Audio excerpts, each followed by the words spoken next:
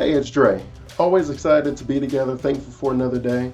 Hope you're having a great year so far as we continue striving towards chasing happiness by rising to the challenge. Today, we're going to talk about one of the greatest hindrances that you will run into along your journey, and that is going to be fear.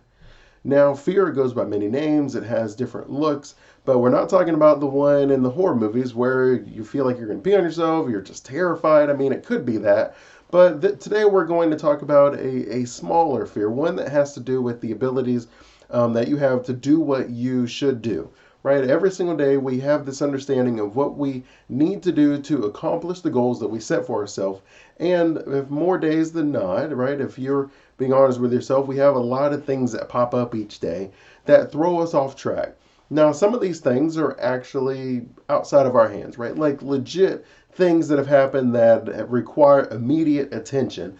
But you'll find a lot more often than not that we end up stopping for things that actually aren't that vital, that aren't that important or that necessary within that moment.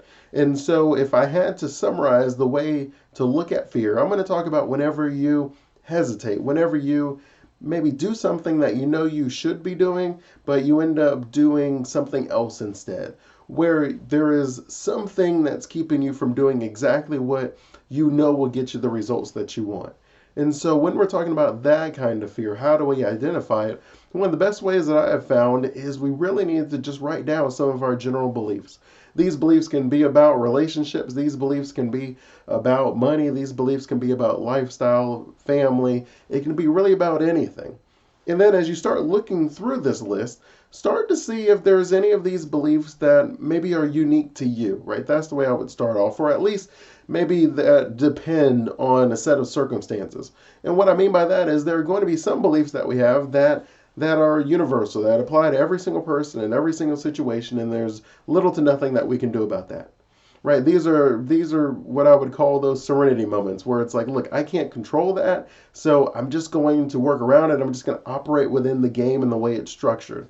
Now you'll find the other set of beliefs that you have, those are going to be created based on your personal experiences or your environment.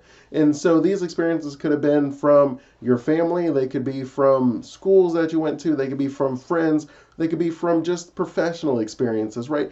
Every time that you have an interaction with the world, you take a little mental tally, and then that tally gets sent into our subconscious, and they pop up whenever we think about changing something that goes against any beliefs that we have. So some of these beliefs are going to be helping us, right? Like we won't just jump out of a plane. We will hesitate. We will think about this. Hey, did I get my parachute packed right? Is this really a good idea? Should I keep going? What is the reason I'm up in this plane? Do I want to jump out of a plane that has no problems whatsoever? Some of these beliefs are actually going to be, we'll say again, unique to you. And what I mean by that is they're not universal. So they're gravity universal, right? Jumping, we have an understanding that we're going to fall back down at some point. When it comes to your opinion or your thoughts and your beliefs about relationships, about finances, well, these are going to vary. There is a lot of ways to have a healthy, successful relationships. There are plenty of ways for someone to build financial success. There is lots of varieties that we can all use where you'll find someone that says this always works and you'll find someone that says that never works. But it's usually somewhere in the middle where it can work in a particular situation. And I find that that is basically my approach in life. That if someone tells me what their goal is, I don't really get stuck on the tools that we're using, right? Like, oh, you can never use that. Well, if you want to cut wood in half, then why would you tell someone that they should never use a saw? But I get it if you're saying that you have a nail and it's like, don't ever use a saw. Like, I get it, right? Like, that makes sense in that situation. But too often, maybe it's because of the soundbite world we live in, where that's very difficult to explain that this tool works in this situation and it doesn't work very well in that situation. So we just say, don't use this tool ever for any reason. And then we only discuss ways that make sense to not use it when there are other ways that it could be used. And so these would be some of the things that you're going to start shifting through to say, okay, these are some of my beliefs. That's not a big deal. And then I want you to kind of work down that list, and eventually you're going to get to, well, these are some of my beliefs and they're detrimental to me, right? These are some of my beliefs and they are keeping me from doing what I know I need to do. And they could be as small, like I can tell you some small ones that I've heard, right, where it's like, hey, I'm not a morning person. And you may have a natural affinity, and I'm not saying that you everybody needs to switch to be a morning person, but I am saying that there are some benefits that have been found being a morning person. It doesn't mean that you can't get all of your work done at night because you feel like that is the best time to do things. I know for me personally that more times than not, I naturally stay up late. When everybody is asleep, I like to work in that environment. I usually put on some like talk radio and like some sports channel. Like in college, I used to listen to ESPN and just listen to it in the background. I wouldn't watch it, but it would give me the little bit of noise that I needed so I can then get my work done. So I do understand that there are going to be some beliefs that are unique to you that are okay. But then when we're talking about some of the detrimental ones, if you are sitting there and you tell yourself, well, I don't want to get in a relationship because I'm going to get my heart broken. Well, yes, no, it's possible, but it doesn't allow you the ability to be loved, right? Like if you refuse to be in a relationship because you're going to avoid heartbreak, then you lose the opportunity for love. And so that would be a limiting belief. That would be a fear. That would be something holding you back. Right? Well, I don't want to ask for a raise because I may be fired. I don't want to raise my hand, answer the question because I may have it wrong. These are fears. These are holding you back from the goals that you're trying to achieve in your life. And when you talk about rising to the challenge, it is essential that you recognize these fears and you have to eliminate them, conquer them, and put them where they belong, and that is outside of your mind. Now, sometimes it's as simple as finding where these thoughts came from, right? Like you may have thoughts about money and you grew up in a poor household, and so you have this idea that money is everything, and because it's so scarce, it's not going to come back. It's very difficult to let go of it. So you someone who is unhealthy with that, then they would become like a hoarder, or they have difficulty giving, and these are things that manifest themselves from that fear. And if you're someone who has a goal that requires you to invest money in something, then it makes it extremely difficult for you to accomplish that goal because it's very difficult for you to part with any of your money because you don't have a belief that it's going to come back to you. Right? So when you're thinking about these different beliefs that you have, these different fears that you have, once you have the list of the ones that hold you back, I would then encourage you guys just to take a moment and let's research a couple people that can prove that wrong. So if we have a belief that, well, I grew up in a single family household, so that makes it impossible for me. I'm going to be a single family parent. There's crime in my family. People have been locked up, so I don't have a chance to succeed in life. These are all fears, right? A fear of judgment, a fear of failure, but they are not reality. We can find lots of examples of people being very successful, even though they didn't have a perfect upbringing. So at some point, we just have to say, okay, what makes them different than me? And the reality is, the only thing that makes anyone different is just how we choose to spend our time in the day. We each are blessed to be able to wake up each day that we have above ground, and we have the same finite amount of time in each day to get something accomplished. Now, if you are not sure exactly where your day is going, then I encourage you to start journaling what you do each day. Maybe you start off by just saying, this is what I do each hour, just maybe a little highlight blurb. But you really want to get to the point that you're able to track some activities that you're doing. And then we'll do the same thing that we did with some of these beliefs that we have that are hindering us.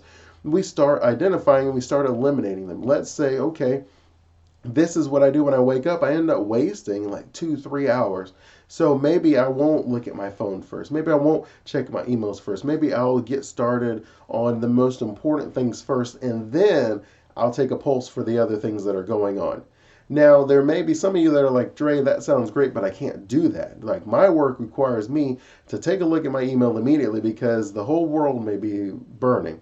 And I get that, and I can appreciate that. So I would still say in that situation, you do not wake up and first thing check the emails, to look at your phone, to go on social media, things like this.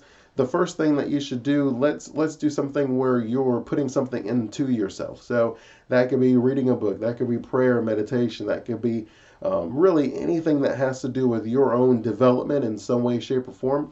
And ideally, as we're talking about conquering fears, it would be something that would help you to deal with that fear before the day gets started.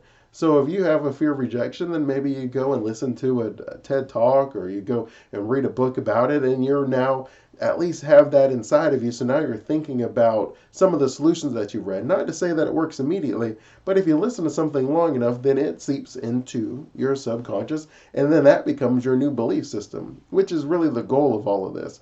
We identify the fears that we have. We then find some proof that it is a limiting belief, and then we spend the next 3 weeks at a minimum. But again, the Achoja lifestyle, the rising to the challenge mantra, we spend the year.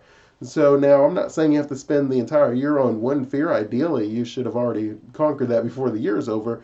But as you identify things that are hindering your ability, you then should spend the same amount of rinse and repeat on that issue, right? So if procrastination is a problem, then I spend time dealing with procrastination. And if I have limiting beliefs that circle money, then I spend time talking to professionals or reading things about what to do with money. If I'm uncomfortable with the stock market, then I get some books, or I follow some professionals where I learn about it, right? The idea that you have a fear and a discomfort, you should look at that as a good thing. You should see that as an opportunity for you to grow. Like, hey, thank you. I didn't know that I had that, but now I'm going to work on that aspect. Now, I'm definitely someone who often tells people, let's focus on your strengths and build and grow those. But at the same time, I do believe that you can bring up some of the fears if they are hindering your overall growth. Right? I'm not telling you that your overall goal is to become a professional in the stock market so that you can do all of your own trades and things like that. But what I am saying is that if you have a fear of it, if you have a discomfort, then invest some time in building that confidence, right? At the end of the day, most of our fears are circled around either someone else's inability to do something that they have put into us, or our own inability to do something that we are very well aware of and we just haven't dealt with it yet. So when you find these fears, you would either A, invest in your own growth so that you can build the confidence in yourself, or B, recognize the environment, the experience, and then prove it wrong. Right? Like, to sum it up, that is the very simple approach as far as overcoming a fear. Now, the devil's, of course, in the details. This may take 1 week, this may take 2, this may take 6 months. But I promise you, if you invest the time every single day on each of these limiting beliefs and fears that you have that are holding you back, that you will be able to overcome them one by one, because our beliefs are just our experiences. So change your experiences, change your beliefs. You change your beliefs, then you change your habits. Too often what we're doing is we haven't changed any of our experiences, i.e. we haven't done anything long enough to change the underlying beliefs that we have, where the fear keeps us from taking the action, which just reinforces that limiting belief, that fear that you have. And so we end up giving up too quickly. So you want to be able to invest the time so that now you're able to look at things clearly, where maybe you do enough research and you find that it really isn't a good idea to take this approach. And now it's not a fear, now it's a rational decision, which is fine. We want to leave the ability to pivot with new information. The goal is not to just simply say, I'm going to go 100 miles an hour in this direction no matter what. The idea is, as we take action, we learn more, we know more, and then we're able to make better decisions, more intelligent decisions. So we want to make sure that we understand why it is that we're not doing something, and then we investigate whether or not it makes sense from that point on. And I hope that that makes sense. I'm always thankful for a time. That's going to be it for our mindset moment. I do enjoy our time together. If you enjoyed this, share it, like it, comment, let me know. Write a review, however you want to contribute. I do appreciate that as we continue to chase growth, to chase happiness by rising to the challenge. Continue blessing.